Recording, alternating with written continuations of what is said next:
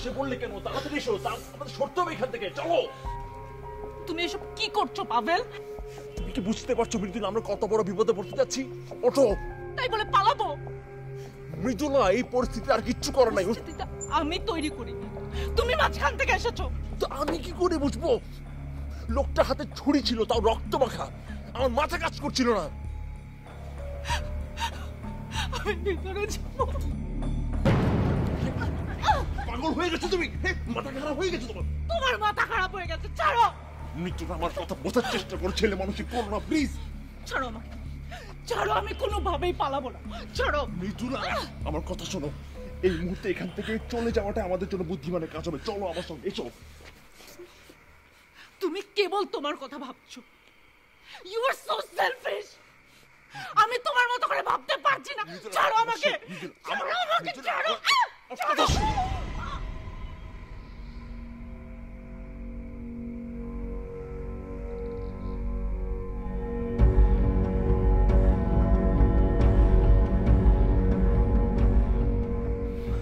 চুপ, একদম চুপ। আগে এখান থেকে সরে যাই, তারপর ভেবে দেখা যাবে কি করা যায়। প্লিজ গাড়িতে ওঠো, যাও, ওঠো।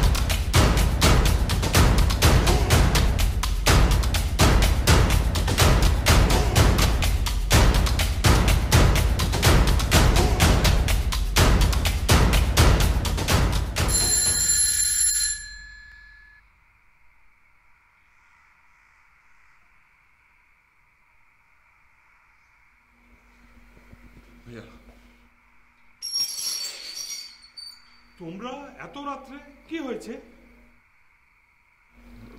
এসো, ভিতরে এসো, ভিতরে এসো, আসো আসো।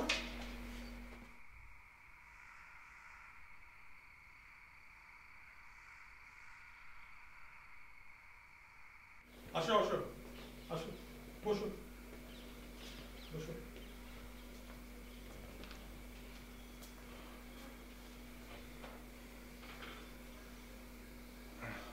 বসো। আমি এক গ্লাস পানি খাবো। হ্যাঁ দিচ্ছি, বসো বসো।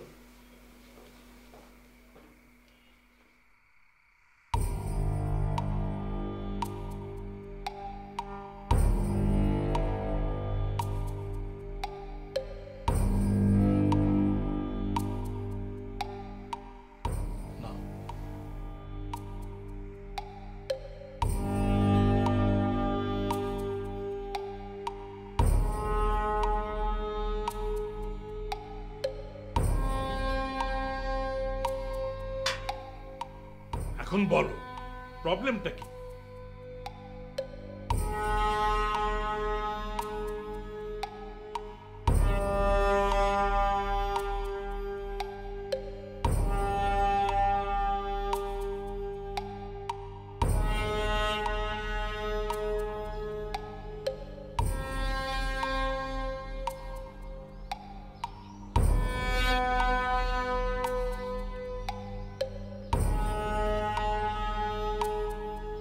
মৃদুলা, কি হয়েছে? তুমি এইখানে কেন? মৃদুলা, হয়েছে কি?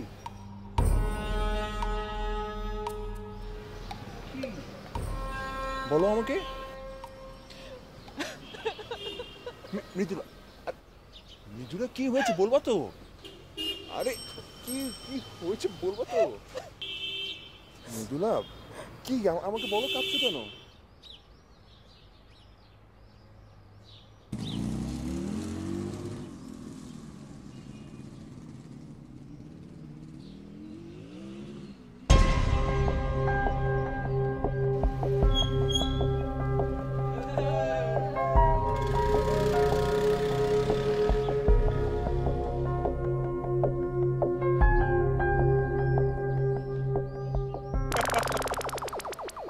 আরে দূর, এটা কোনো ব্যাপার, তুমি চিন্তা করো না। আমি ভয় পাচ্ছি আর তুমি হাসছো। আচ্ছা আচ্ছা, আমি আর হাসবো না। তুমি এসো, গাড়িতে এসো, এসো এসো। দাঁড়াও তো। এই যে ওনার কাছ থেকে ফোন করেছিলাম আর এক কাপ চাও খেয়েছি। আচ্ছা, আমি বিল দিয়ে দিচ্ছি। না না আন্টি, আমি কালকে নিজে এসে আপনাকে টাকা দিয়ে যাব। লাগবে না। আচ্ছা এসো, তুমি ওঠো, গাড়িতে ওঠো, এসো বসো বসো।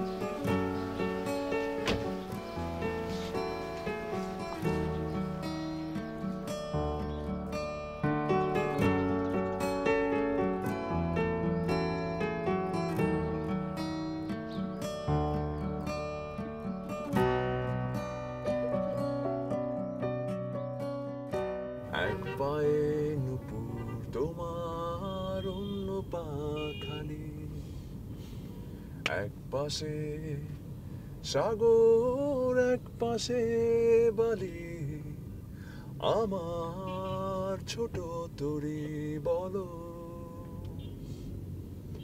যাবে কি? আজকে সামিরাদের বাড়িতে যাওয়ার কথা ছিল। তাই তো, যাচ্ছ না? অন্য একদিন যাব। আমার কারণে প্ল্যানটা ক্যান্সেল হয়ে গেল।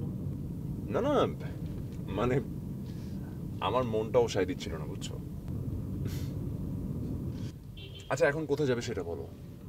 যদি কাজ না থাকে তাহলে আমরা একটা কাজ করতে পারি, দূরে কোথাও ঘুরে আসি, তাহলে তোমার মনটাও ভালো হয়ে যাবে। আমার ছোট তরি বলো। জানো, মানে ছিনতাইটা যদি আরেকটু আগে হতো, আমি বাবাকে টাকা পাঠাতে পারতাম। মানে টাকাটা পাঠিয়ে রাস্তায় নেমেছি অমনি। তোমার ব্যাগে আরো টাকা ছিল? আমার ব্যাগে আর কত টাকাই বা থাকতে পারে, কিন্তু মোবাইলটা ছিল না। মোবাইলে কতগুলো নাম্বার বলো, সবগুলো গেল। আচ্ছা বাদ দাও, শোনো তাহলে একটা কাজ করি। আপাতত তোমার সিমটা বন্ধ করে নতুন সিম তুলি, তারপর একটা সেট কিনি, বুঝছো? আর যদি চাও তাহলে আমরা একটা জিডি করে রাখতে পারি। তবে তবে তবে তোমার এই সব টাকাগুলোই কিন্তু আমি ফেরত দিচ্ছি। আমার কি আর সাধ্য আছে তোমার কথার বাইরে যাবার? তবে তবে শুধু এই একটা কারণেই আমি সারা জীবন তোমার পাশে থাকতে পারি। Love you. বলবো না আকাশের চাঁদ এনে দেব, বলবো না তুমি রাজকন্যা, শুধু জিজ্ঞেস করি দেবে কি পারি হোক যত ঝড় বন্যা। একটা গুড নিউজ আছে তো। কি? ভেবেছিলাম ট্যুর শেষ করে এসে তোমাকে জানাবো। না না, এখন বলো না। তুমি বলেছিলে না একটা পার্ট টাইম জব হলে তোমার সুবিধা হয়। তোমার জন্য একটা পার্ট টাইম জবের সন্ধান পেয়ে গেছি।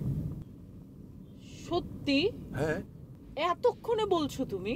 আর আমি তো ভেবেছিলাম তোমাকে সারপ্রাইজ দিব। আমি কি জানতাম নাকি তুমি এখানে এসে এরকম একটা সারপ্রাইজ আমাকে দিবে। আমার খুব কাছের বড় ভাইয়ের রেফারেন্স, বুঝছো? ওনাকে তোমার কথা বলতেই উনি আমাকে এই অফারটা দিল। একটা কাজ করি, চলো কালকেই বড় ভাইটার সঙ্গে দেখা করি, কি বলো? Thank you. আমার ছোট তরি বলো যাবে কি? বসো বসো। স্যালারি যদিও একটু কম, তবে কাজও তো খুব একটা বেশি না। এই ধরো বিকেল 3টে থেকে 5টা-6টা পর্যন্ত। তবে আমি গ্যারান্টি দিয়ে বলতে পারি ভদ্রলোক খুবই ভালো, নিশ্চিন্তে কাজ করতে পারবে। আপনার উপর ভরসা আছে আসাদ ভাই, এই জন্যই তো আপনার কাছে আসা।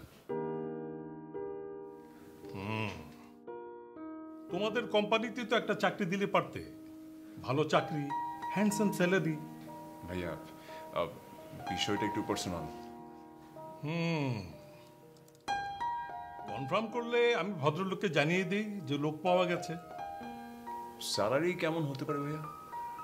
কত 5 থেকে 7,000 টাকার মতো হবে হয়তো। অফিস অ্যাড্রেসটা কোথায়? না না, অফিস না তো, জবটা বাসায়। বাসা মানে? মানে ভদ্রলোক অসুস্থ, সেই জন্য বাড়িতেই একটা চেম্বার করে নিয়েছেন, সেখানেই কাজ করতে হবে।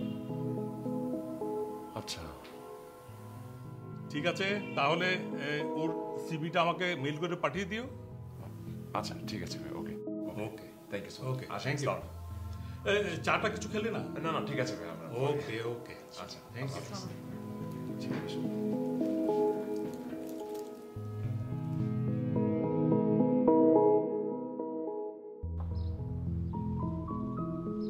তো কি মনে হয় চাকরিটা করবা? তেমন না হলে অবশ্য। পাভেল, তুমি জানো আমি তোমার উপর কতটা ভরসা করি, আর তুমি নিজে থেকে যখন আমার জন্য কিছু করো আমি 100% নিশ্চিত থাকি, ঠিক যেমন আমার বাবার উপর নিশ্চিত থাকি সেরকম। আদারওয়াইজ এটা কাজ করতে পারো। কি? তোমাকে একটা ছুরি কিনে দিবা, তুমি ওই ছুরিটা ব্যাগে রাখবে, যদি দেখো যে কোনো হাঙ্কি পাঙ্কি হচ্ছে অমনি ধাপ করে লোক। কোনো দরকার নাই আমার ছুরি কাছে দেখলে আমার গা শিরশির করে। তুমি জানো মানে আমি রক্ত থেকে তো জ্ঞান হারিয়ে ফেলবো, আমার নিজের হাত কেটে গেলে আমি ভয়ে মারা যাই। আর ছুরি কাছে পাগল ডিম একটা চাকরিও করবো তুমি। ছুরি কাছে ব্যাগে রাখবো, এটা কি বললাম?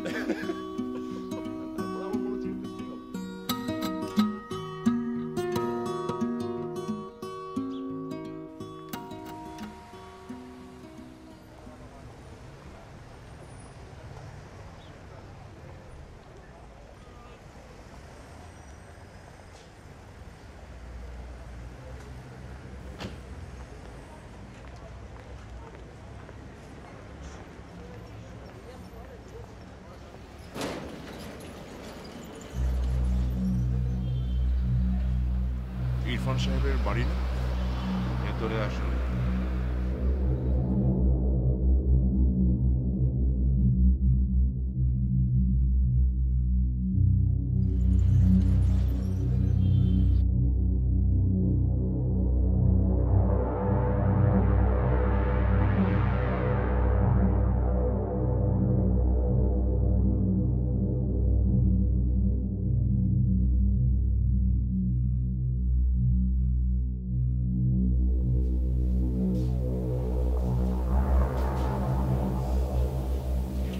জানবো কি করে আমরা এসেছি?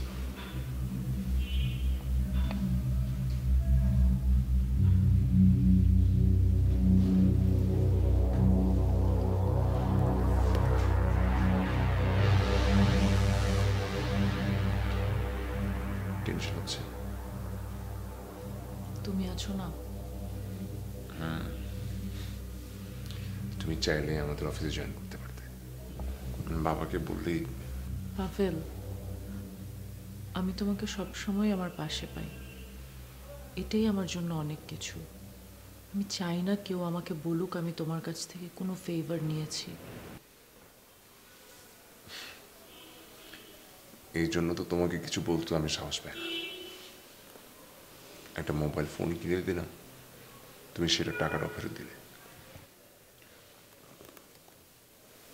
কষ্ট পেয়েছো? অ্যাটলিস্ট গিফট হিসেবে তো রেখে দিতে পারতে নাকি?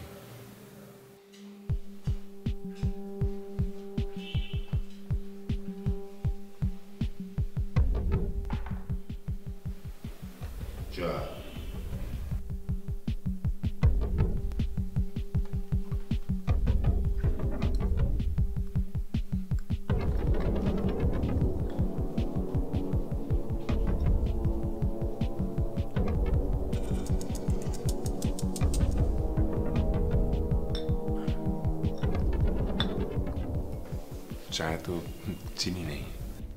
এখানে কেউ চায় চিনি খায় না। আমি আমি চিনি খাই।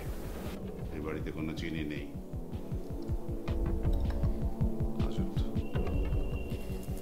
এত বড় বাড়িতে সামান্য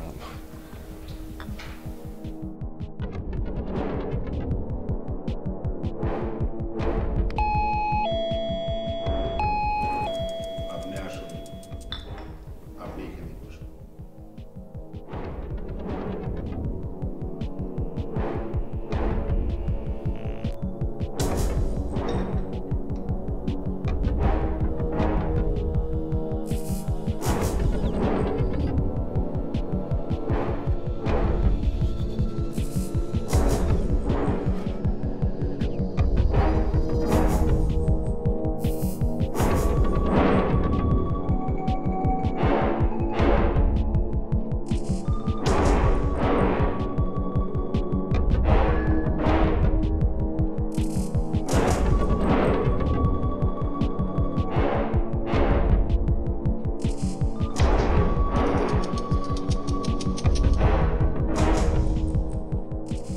আপনি বসুন।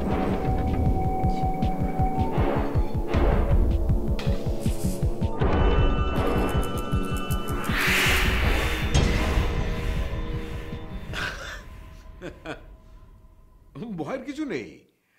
আপেল কাটা ছুরি মেঝেতে পড়ে গিয়েছিল। বসুন না।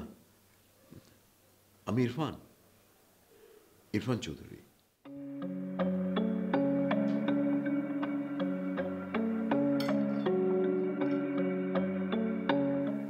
সাথে কে? বয়ফ্রেন্ড? জি। যে সমস্ত মেয়েদের বয়ফ্রেন্ড থাকে তারা কিন্তু খুবই কেয়ারিং হয়। তবে আপনাকে দেখেই মনে হচ্ছে যে আপনি খুবই দায়িত্বশীল একটা মেয়ে। দাঁড়িয়ে দাঁড়িয়ে কি ইন্টারভিউ হয় মৃদুলা? বসুন।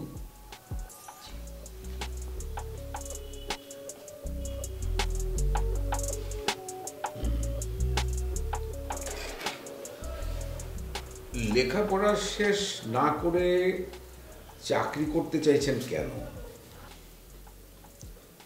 আপনি কি আমার সম্পর্কে সবকিছুই জানেন?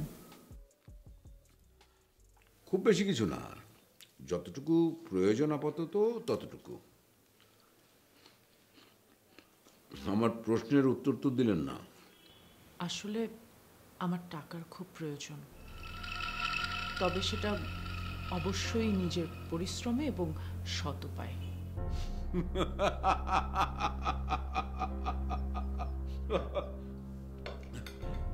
যারা সৎ পথে এবং অসৎ পথে দুপথেই টাকা উপার্জন করে তাদের দুজনকেই কিন্তু পরিশ্রম করতে হয়। কিন্তু পার্থক্যটা কি জানেন? কি? সৎ পথে যারা টাকা উপার্জন করে তাদের পরিশ্রম হয় বেশি, আয় হয় কম। আর অসৎ পথে যারা টাকা উপার্জন করে তাদের পরিশ্রম হয় কম কিন্তু আয় হয় বেশি।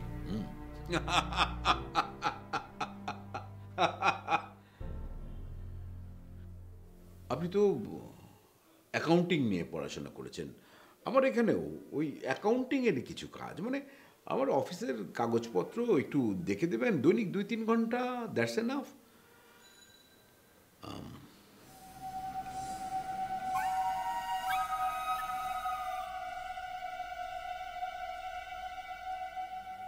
যদি পছন্দ হয় তাহলে আগামী পরশু থেকে sharp at 3 o'clock. Good luck and goodbye. G sorry, আমি ঠিক বুঝলাম না। আপনি যদি জয়েন করেন তাহলে আপনার জন্য গুড লাক, আর যদি জয়েন না করেন তাহলে গুড বাই। যদি না করেন তাহলে তো আপনাকে গুড বাই বলার সুযোগটা হবে না, সেই জন্যে।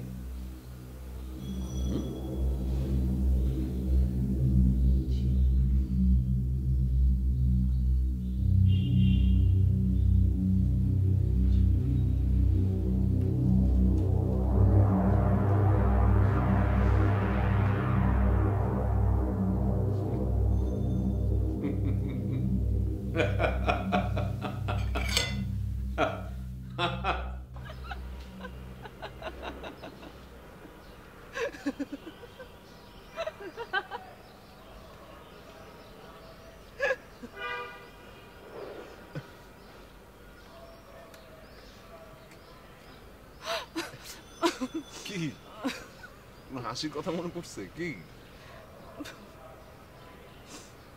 না মানে কেমন অদ্ভুত না বিষয়টা। কি ইরফান সাহেবের কথা বলছো? আরে আমার তো সবচেয়ে অদ্ভুত লাগলো ওই যে কেয়ারটেকার লোকটাকে। দেখলে না কেমন প্রেতাত্মার মতো কথা বলে? হ্যাঁ তো মানে দূর কি বলে? হ্যাঁ কেমন ভূতের মতো কথা বলে। এই যে ভেতর আসুন, চা নেই, জানি না, চিনি নাই, মানে কি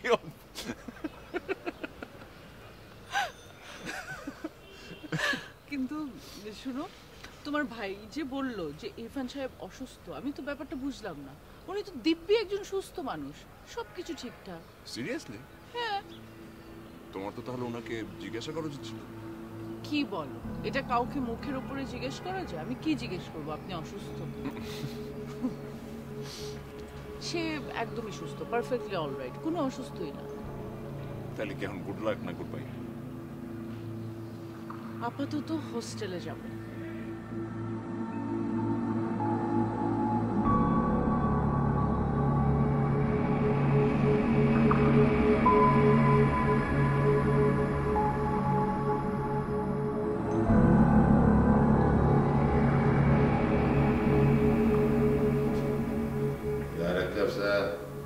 কার জন্যে?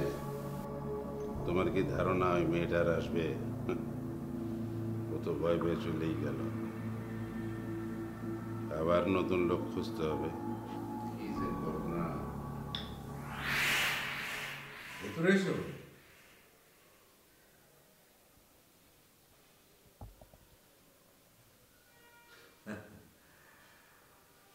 আমার ধারণা ছিল যে তুমি ওই গুড বাই কথাটাকে পছন্দ করবে। আমার ধারণা তো ভুল হলো। তবে আমাদের এই কেয়ারটেকার রহিম মিয়া ভীষণ শার্প, বুঝলে? সে কিন্তু বুঝতে পেরেছিল যে তুমি আসবে, তাই তোমার জন্য অলরেডি 1 কাপ চা বানিয়ে রেখেছে।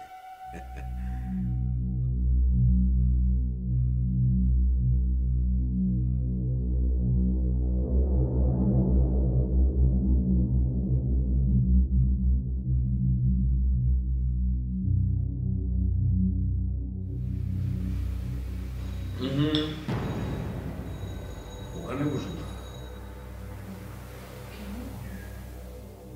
আরে ওখানে তো তোমার বয়ফ্রেন্ড বসে আছে।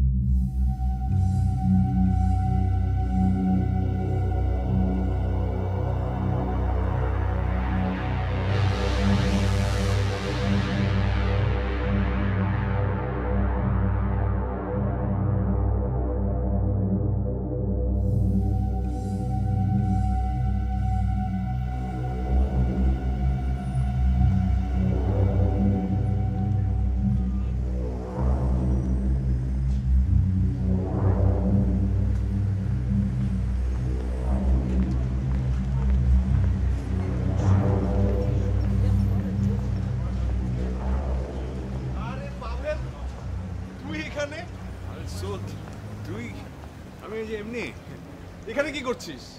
আমি না মানে ওই আরে বুঝিস না ওই গাড়ি হঠাৎ বন্ধ হয়ে গেল বুঝছিস মানে যে বন্ধ হয়ে গেল খেয়াল করলাম বুঝছিস এই যে এতক্ষণ ঠিকই ছিল হঠাৎ করে স্টার্টটা অফ হয়ে গেছে বুঝছিস আমি কিন্তু এখানে এক মেকানিককে চিনি আমি ফোন করব না না ফোন করিস না ছোটখাটো আমার মনে হচ্ছে ওয়ারিং এর কোনো ঝামেলা আমি ঠিক করে নিচ্ছি বুঝছি আর অসুবিধা নাই আমার সাথে চল আমি মিস্ত্রিকে বলে দিচ্ছি এসে ঠিক করে দিয়ে যাবো আর দোস্ত এটা ছোটখাটো ঝামেলা হঠাৎ অফ হয়ে গেল এটা মাঝে মাঝেই হয় আমি ঠিক করে নিব তুই চিন্তা করিস না আমার অবশ্য বাসায় যে তাড়াতাড়ি রিহার্সেলে যেতে হবে তুই চাইলে আমার বাসায় বসতে পারিস না না তুই দোস্ত রিহার্সাল যেহেতু আছে তাড়াতাড়ি বাসায় যা সমস্যা নেই তো আমি ঠিক করে নিব দোস্ত জানা আমি চাকরিটা করতে রাজি আছি, তবে 6টার পরে থাকতে পারবো না। আর আমার যেদিন যেদিন ক্লাস আছে সেদিন আসতে পারবো না। ওকে, আর কিছু? আপনার এই বাড়িতে আর কেউ থাকে না, মানে আপনার ফ্যামিলির কেউ? না।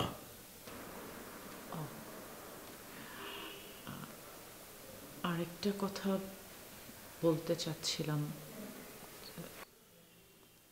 নিঃসংকোচে, নির্দ্বিধায়, নির্ভয়ে।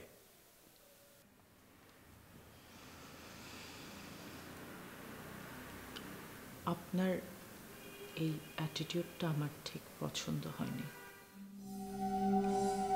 কোনটা? এই যে আপনি আমার সামনে পা তুলে ভেবে বসে আছেন। কিছু কিছু অভ্যাস মানুষের প্রয়োজন হয়ে দাঁড়ায়, আর এই প্রয়োজনটা মানুষকে নতুন কিছু ভাবতে শেখায়, ইনফ্যাক্ট ভাবতে বাধ্য করে। তোমার স্ট্রেট ফরওয়ার্ড কথাবার্তা আমার খুব পছন্দ হয়েছে, তবে অন্য সময় হলে এই মুহূর্তে তুমি টার্মিনেট হয়ে যেতে। এখন কেন করলেন না? ওই যে বললাম তোমাকে আমার পছন্দ হয়েছে, আর পছন্দের বাইরে আমি এক পাও নড়ি না। তাহলে আমরা কাজ শুরু করতে পারি? 1 ঘন্টা তো হয়ে গেল। ও না, কাল থেকে তুমি অফিস শুরু করবে। এই কলিং বেলটা একটু চেপে দাও তো।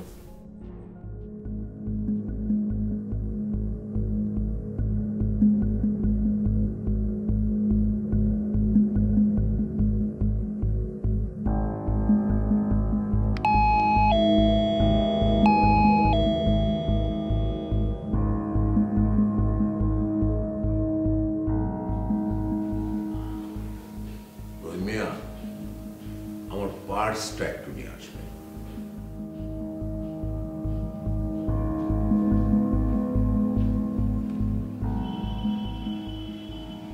কাল থেকে তুমি অফিস শুরু করবে, হ্যাঁ? এসো।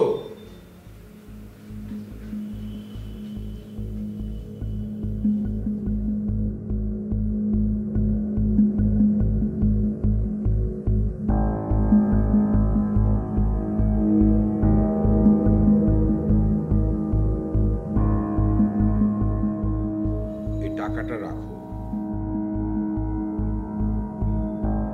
তুমি নতুন কিছু পোশাক কিনে নেবে। আগের দিনও তো তুমি এই ড্রেসটাই পরে এসেছিলে না?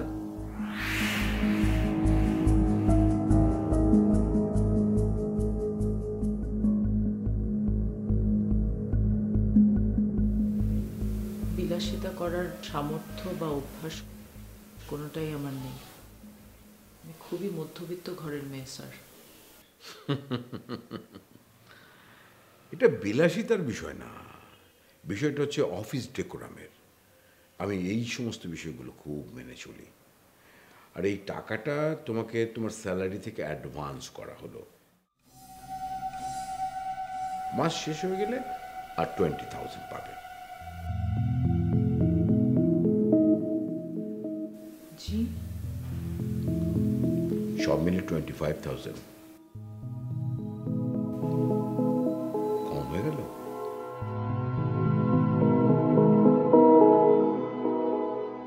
ধরো মিয়া, আমার বিশ্বাস হচ্ছে না। এই সব মিয়া টিয়া বলবা না। মেয়ে কি? আচ্ছা, না মানে আসলে আমার বিশ্বাসই হচ্ছে না, আসলে। আমারও। কিন্তু কেন? জানি না। 2-3 ঘন্টা জবের জন্য 25,000 টাকা, মানে টু মাচ। লোকটার কোনো ব্যাড ইন্টেনশন নাই তো নাকি?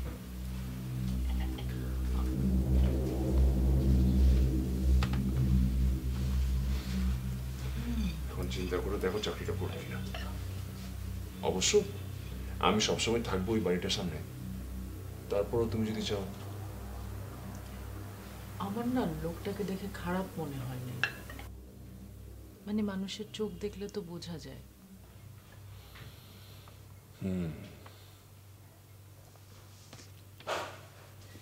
টাকার অ্যামাউন্টটাও কিন্তু ভালো। It will help. তোমার আর বাড়ি থেকে কোনো টাকা নিতে হবে না। সো ফাইনাল এক্সামের পরে কি করবেন? বাড়িতে চলে যাবেন? কেন? তোমার বিষয়টা বাসায় জানে। আমি চাইছিলাম বিয়ের ব্যাপারে কথাবার্তাটা একটু আগায়, আর বাবাও বলছেন বাবার ব্যবসাতে বসতে।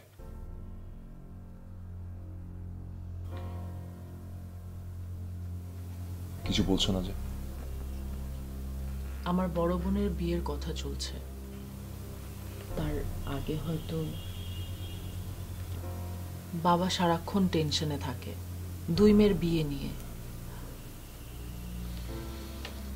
মধ্যবিত্ত দুশ্চিন্তা। মধ্যবিত্ত দুশ্চিন্তা কি বুঝো? আপাতত আমার দুশ্চিন্তাটাই বুঝি।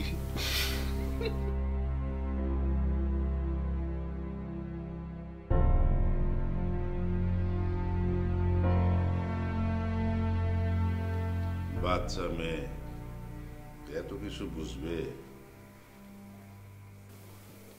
দেখি। এত সব গুরুত্বপূর্ণ কাগজপত্র, এইসব নিয়ে আবার যদি- অবিশ্বাস করে জেতার চেয়ে বিশ্বাস করে ঠকাও ভালো। এত বছর ধরে তো সেইটাই দেখে আসতেছি। সারা জীবন তো তোমার সবাই খালি ঠকাই গেল। এমনকি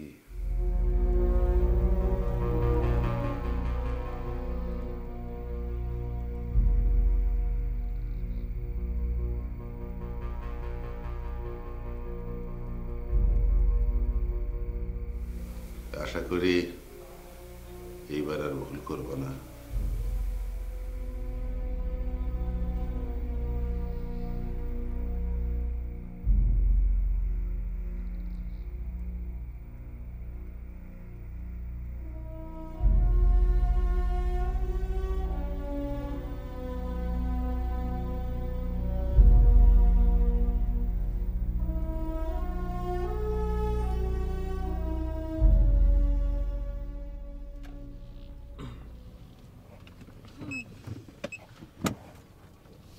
তুমি তাহলে যাও, আমি আশেপাশে আছি।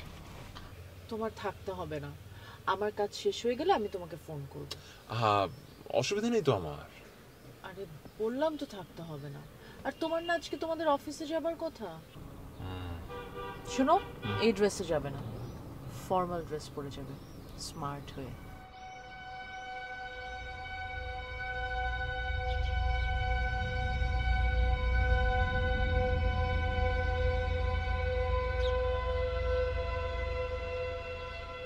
লোকটা কোথাও গেল নাকি? আমি দেখছি, তোমার ফোন দেবো।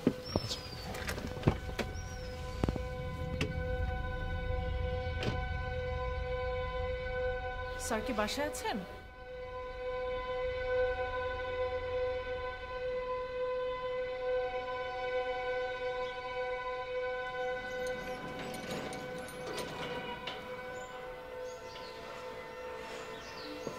কে এসেছিল? ব্যাংকের লোক, সাথে পুলিশ।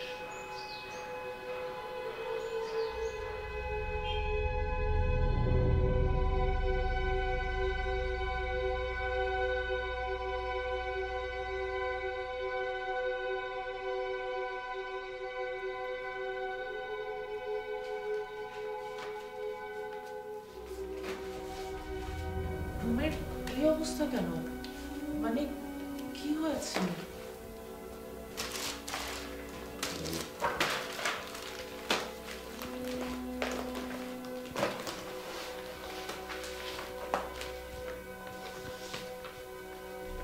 বসো,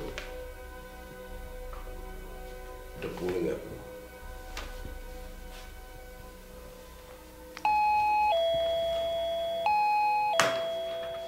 রহিম চাচা,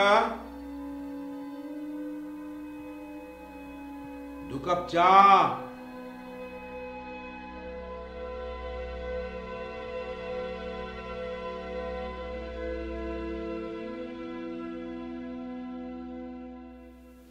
অ্যারেস্ট ওয়ারেন্ট আপনার নামে কেন?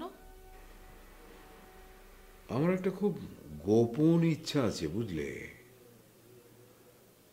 হিমালয়তে চলে যাওয়া, তারপর উঁচু পাহাড়ের উপরে একটা বাড়ি তৈরি করা, সেখান থেকে সারাক্ষণ পাহাড় দেখা, আর সঙ্গে অনেকগুলো বই থাকবে, আর কেউ না। জীবনকে সহজভাবে দেখার আপনার খুব প্যাশন, তাই না? জটিলতা আমি পছন্দ করি না। তাহলে জটিলতায় জড়ালেন কেন? কিন্তু জটিলতা যে আমাকে খুব পছন্দ করে, একদম ছাড়তেই চায় না।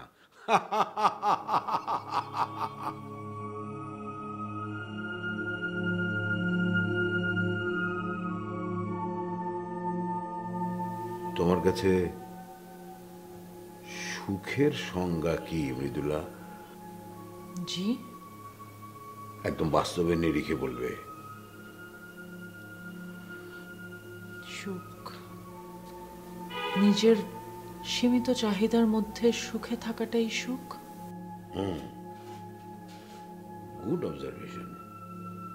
তবে বিষয়টা কি জানো, এই সুখের সংজ্ঞা তো এক একজনের কাছে এক এক রকম।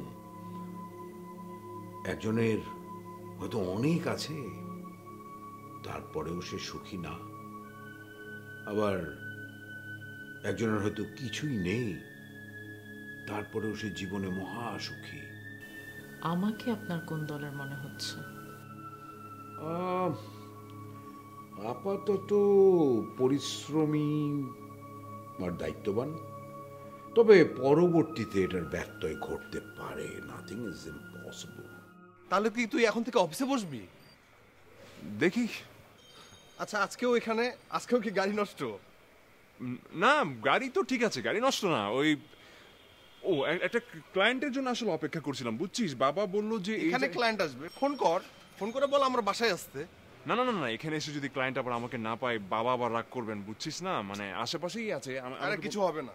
আরে ওই দিনও তোকে আমি বললাম তোর আর মৃদুলার জন্য 2টা টিকিট রাখবো, আমি তো টিকিট রেখেছিলাম, তোরা তো নাটক দেখতে আসলি না। দোস্ত, আমি না অবশ্যই যেতাম, বুঝছিস? মানে ওই যে নতুন নতুন বাবার কাজের দায়িত্ব নিচ্ছি তো, বাবা বুঝছিস না, মানে টাইমটা পাইনি। তো আমরা বাসায় যেতে বলছি, বাসায়ও যাচ্ছিস না। দোস্ত, আমি নেক্সট টাইম অবশ্যই যাবো, তুই দেখিস আমি যাবো। না না, আরে যাবো দোস্ত, তুই মন খারাপ করিস না না, তুই এটা ঠিক করলি না। ঠিক আছে, থাক। আর তোরা মানে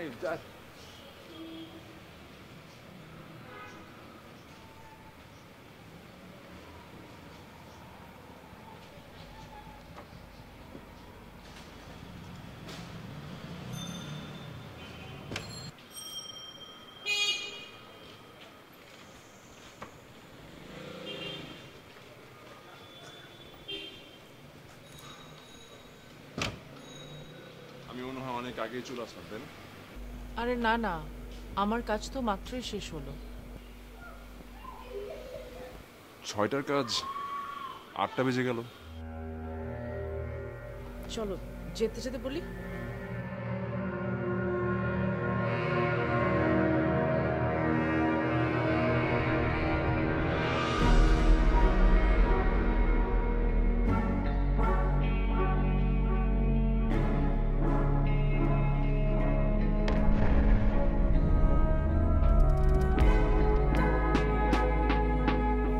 কি?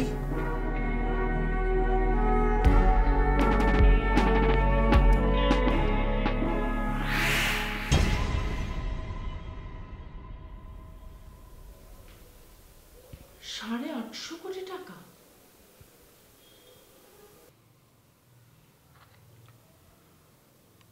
নিজেকে দেউলিয়া ঘোষণা করার পরও কোনো লাভ হলো না। পুলিশ ঠিকই এসে হাজির হলো। 1 বছরের মধ্যে আমার লোন পরিশোধ করতে না পারলে আমার সমস্ত ফ্যাক্টরি নিলামে উঠবে। কিন্তু এই লোন তো আপনি নেননি, নিয়েছে আপনার পার্টনার।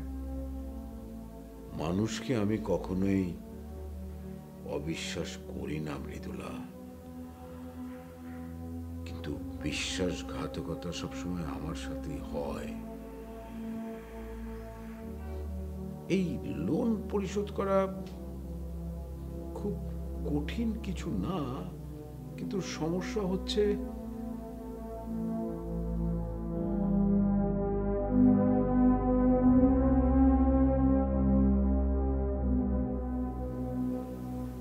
আমার জীবন থেকে পুরো 1টা বছর চলে গেছে।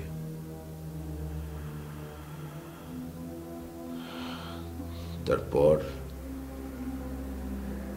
একটু একটু করে আমি যখন আবার সমস্ত কিছু গোছাতে শুরু করলাম, তখনই আবার ছন্দপতন। ব্যবসায়িক দিক থেকে আমি যখন একদম দিশেহারা, তখন আমার অফিসের কিছু লোকজন সেই সুযোগ নেয়। আমি যেহেতু কোথাও বের হতে পারি না, তাই। কেন? আপনি কেন বের হতে পারেন না? তোমার মতো আরেকজনকে আমার অফিসের অ্যাকাউন্টস দেখবার জন্যে রিক্রুট করেছিলাম, কিন্তু পরে বুঝতে পেরেছিলাম যে সে আমার পার্টনারের লোক। ততক্ষণে আবার পিছনে পড়ে গেলাম।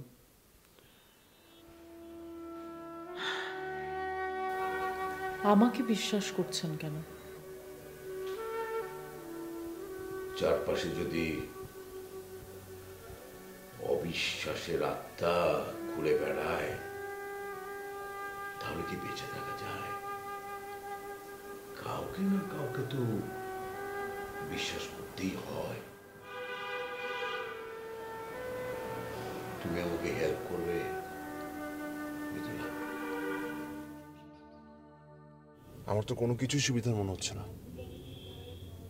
লোকটা খুবই রহস্যময়। আরো অনেক রহস্য আছে তার মাঝে, কিন্তু প্রকাশ করছে না। কি করবে এখন? বিশ্বাসের মূল্য তো কাউকে না কাউকে দিতে হবে।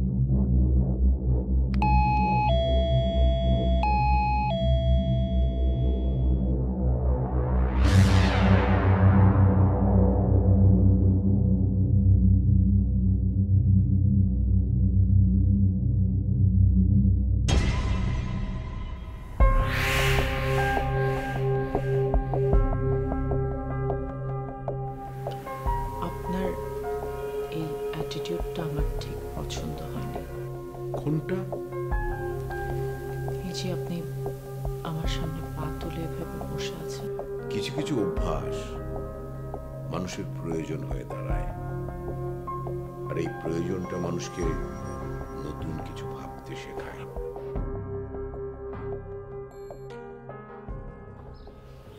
আজকাল আমাকে সময় দেওয়ার মতো সময় নেই তোমার।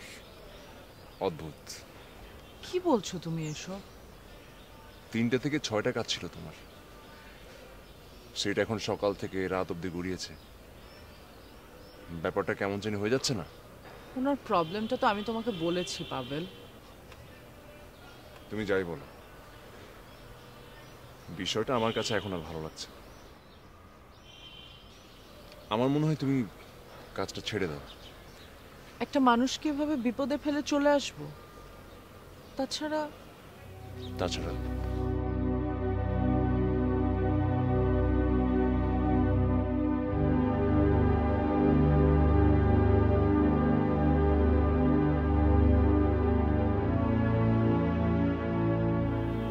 কি ভাবছো? কিছু না।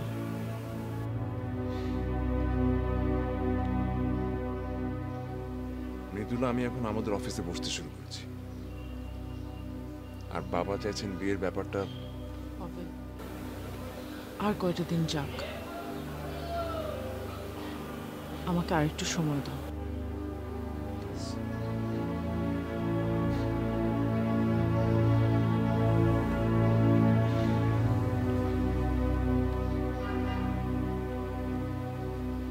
তুমি কেমন বদলে গেছো মৃদুলা।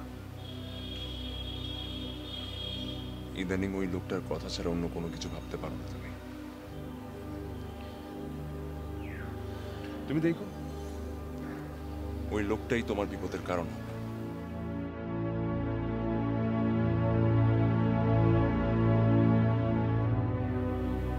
আমাকে যেতে হবে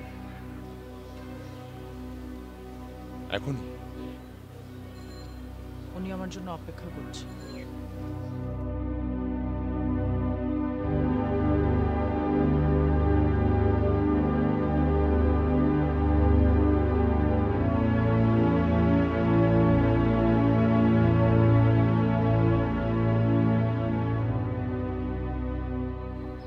পাকা 1 বছর কমে আসছিল, 6 মাস হাসপাতালে থাকার পরে বাসায় আনা হয়।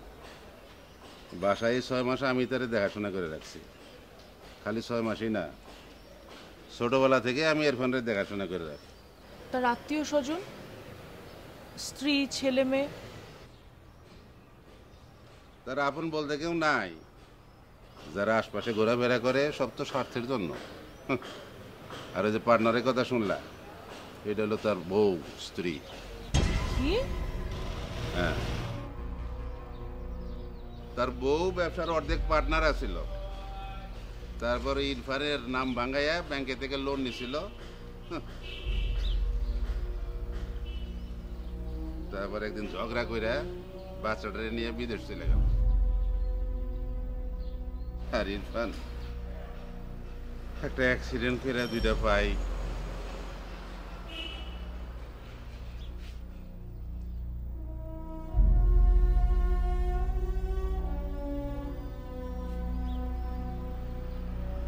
ইরফান বড় অসহায়, সারাক্ষণ এই বাড়ির মধ্যে থাকে, কোথাও যায় না। সারা জীবন যে সবাই তারে খালি ঠকিয়েই যায়, ঠকিয়েই যায়, ঠকিয়েই যায়।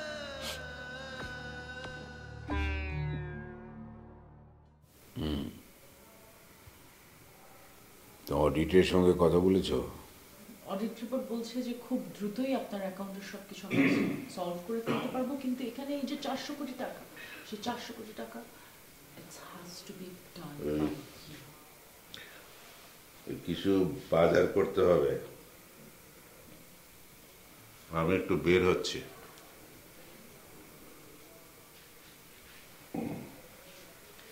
স্যার, কোনোভাবেই এই 400 কোটি টাকার হিসাবটা মেলানো যাচ্ছে না।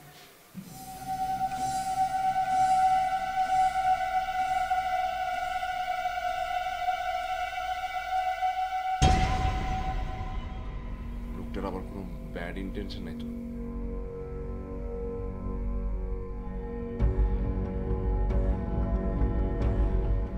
ওই লোকটাই তোমার বিপদের কারণ হবে।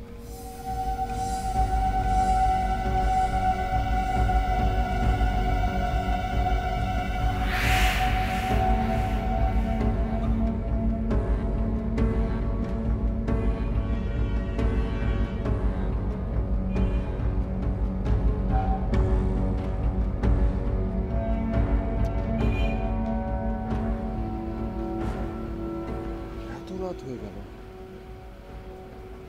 এইখানেই তো আছে, ফোন ধরছে না।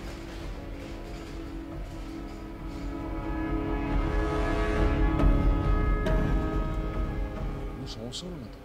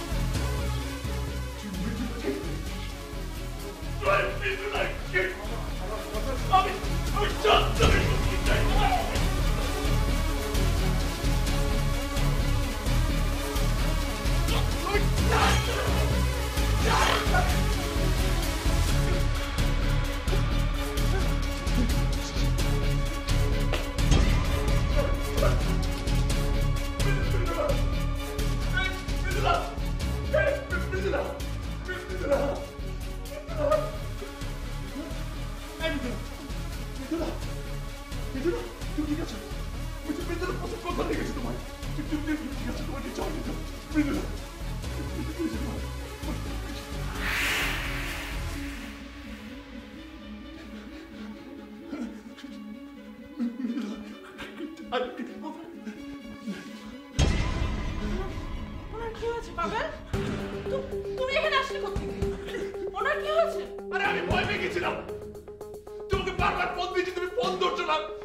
এখানে আসার পর থেকে তুমি এখানে পড়ে আছো, আর লোকটা তোমার সামনে চুরি আছে। আমি তো ভেবেছি লোকটা তোমাকে। আমার কিচ্ছু হয় নাই। পাগল তুমি, পাগল তুমি।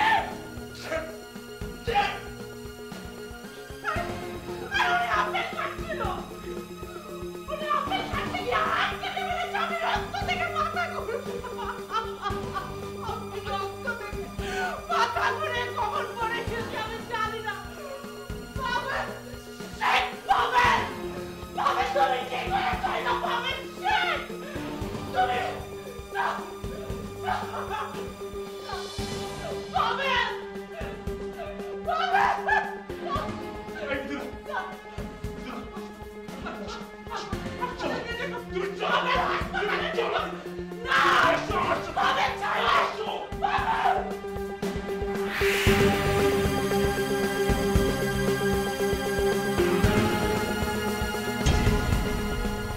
এটা কি করেছো তোমরা? আসলে এটা মানে মানে আমি না কিছু বুঝতেই পারিনি। আমি তো জানতামই না লোকটা প্যারালাইজ, মৃদুলাকে মারার প্রশ্নই ওঠে না। কিন্তু কিন্তু রক্ত, চুরি, মানে সবকিছু দেখে না আমি না, আমার মাথা কাজ করছিল না। আসাদ ভাই সরি, আমি সরি আসাদ ভাই। আরে সরি বললেই তো প্রবলেমটা সলভ হয়ে যাবে না পাবেল? আমিও বুঝতে পারছি না কি করব এখন। আচ্ছা ভাইয়া, মানে এমনও তো হতে পারে যে লোকটা মরেনি, বেঁচে আছে। আমরা যদি তখনই ওনাকে হাসপাতালে নিতে পারতাম, তখন হয়তো একটা চান্স থাকতো। মৃদুলা ঠিক বলছে, তোমাদের আসলে ওইভাবে পালিয়ে আসাটা ঠিক হয়নি পাবেল। আরে বললাম না, তখন আমার মাথা কাজ করছিল না। আচ্ছা ঠিক আছে, দেখছি কি করা যায়। আমি একটা ফোন করব।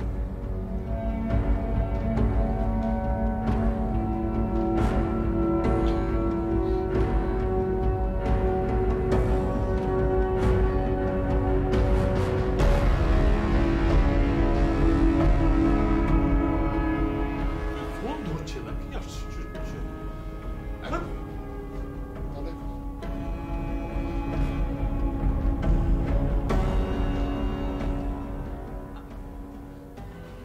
আমি থানায় যাব, তুমি আমার সাথে যাচ্ছ। কি বলছো তুমি? লোকটা যদি সত্যি সত্যি মারা গিয়ে থাকে তাহলে বুঝতে পারছো কি হবে? মানে কোনটা তো আমার হাতেই হয়েছে, তখন তো আমার ফাঁসি হবে। আর আর তুমি তুমি না সবসময় বলো তুমি আমাকে ভালোবাসো, আমাকে ভরসা করো, তাহলে এই জন্যই তুমি আমার সাথে থানায় যাবে। আমাদের সারেন্ডার করতে হবে পাবেল। এই ঘটনার জন্য তুমি একা দায়ী না, আমিও তাই। পাবেল, আমি তোমাকে এখনো ভরসা করি, ভালোবাসি, কিন্তু আমি এই অপরাধ বোধ নিয়ে সারা জীবন বাঁচতে পারবো না। প্লিজ তুমি আমার সাথে থানায় চলো, প্লিজ। এভাবে আমি বাঁচতে পারবো না, প্লিজ চলো।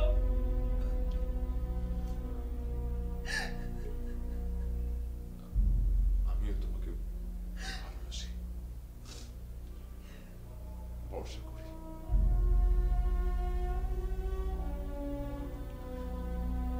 চলো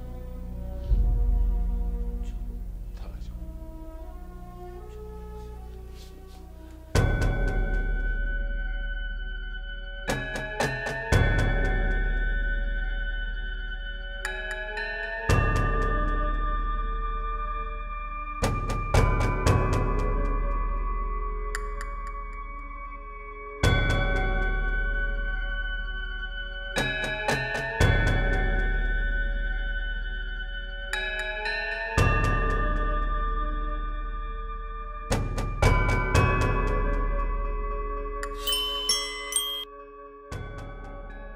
ইরফান ভাই, আপনি সুস্থ আছেন? জি না, আমি রহিম মিয়া বলছি। আরে ইরফান ভাই, মানে কি অবস্থা, কি ওদিকে ইরফান ভাই ভালো আছে তো?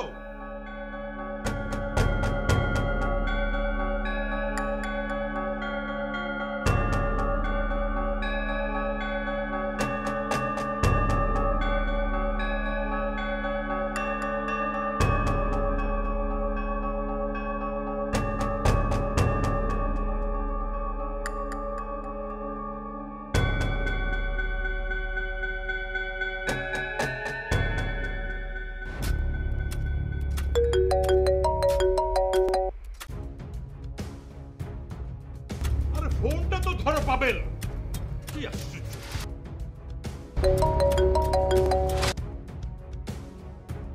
আরে ইরফান সাহেব মারা যায়নি, উনি হাসপাতালে চিকিৎসাধীন। আশ্চর্য ব্যাপার, কখন থেকে ফোন করছি ছেলেটা ফোনই ধরছে না।